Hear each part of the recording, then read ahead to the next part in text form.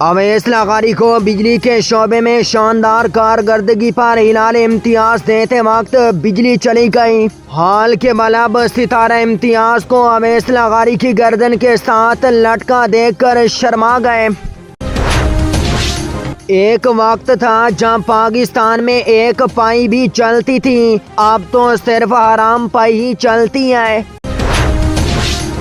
ذرائع کے مطابق اگلے سال تمغہ کام چوری، ستارہ بہانہ سازی اور نشان غیر حاضری بھی متعارف کروائے جانے کا امکان ہے۔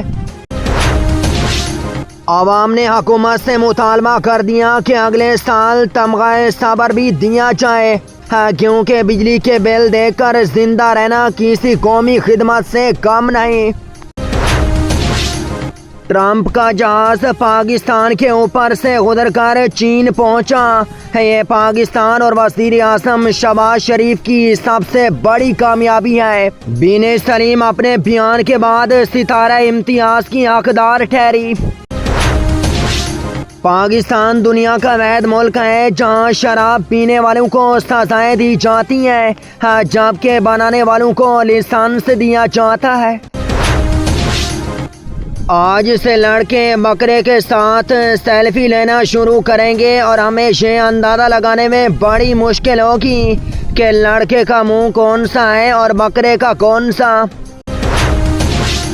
ادھر سوشل میڈیا پر عوام نے مطالبہ کر دیا کہ اگلے سال تمغہ برداشت بھی دیا جائے، جو مہنگائی، لوڈ شیڈنگ اور روزانہ کے وعدے سننے والوں کا بنیادی حق ہے۔